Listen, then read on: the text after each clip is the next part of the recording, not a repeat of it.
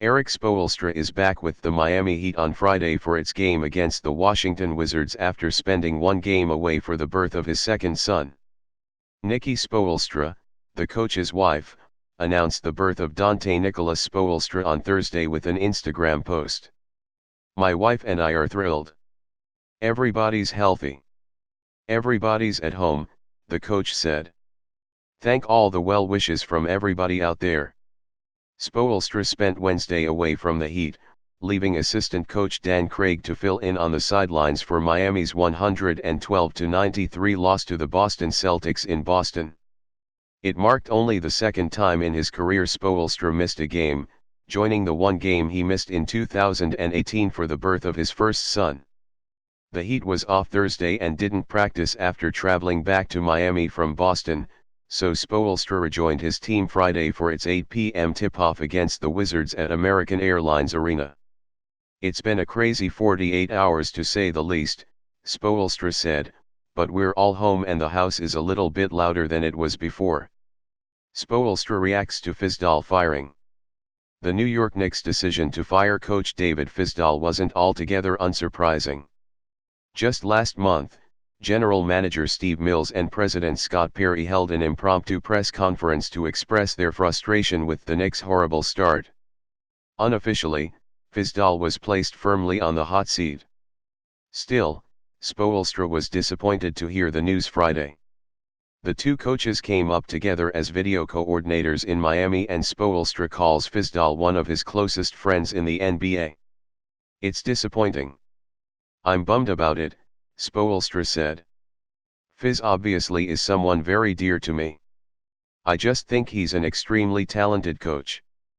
Fizdale wasn't the only coach with a Heat tie ousted in New York on Friday. The Knicks also fired assistant coach Keith Smart, who as an assistant of Spoelstra's within Miami from 2014 to 2016. Both Fizdale and Smart were less than halfway through their second seasons in New York. He's naturally biased, but Spoelstra believes the Knicks pulled the trigger too quickly. "They had a very good coaching staff up there. Things just take time in this league," Spoelstra said. "It's really unfortunate they weren't given the time to really do some work. There's a lot of rolling up your sleeves that has to be done there, and you have to build a foundation and build a culture and standards, and that's tough to do when you don't have time." Injury update.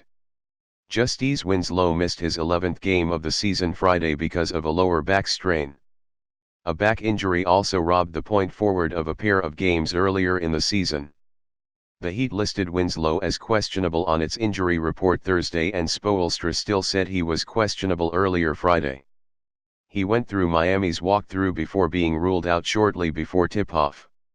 The Heat was already short-handed against the Wizards with as guard Goran Dragic, wing Dion Waiters and small forward KZ Okpala were all out. Waiters, who has still not played this season, was out because of an illness, while Dragic missed his third straight game because of a right groin strain. Okpala is still battling a right Achilles tendon strain, which has kept him out since the third game of the season.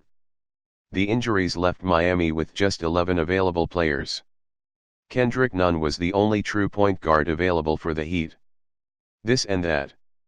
Black small square Tom Thibodeau, who coached Jimmy Butler with the Chicago Bulls and Minnesota Timberwolves, was in attendance as a guest of the star wing. Black small square 2 upcoming Miami games were moved from 8 p.m. to 7 p.m. because of changes to TNT's schedule. The Heat's game against the Los Angeles Lakers was next Friday in Miami, and its game against the Philadelphia 76ers on December 18 in Philadelphia will both begin an hour earlier than originally scheduled.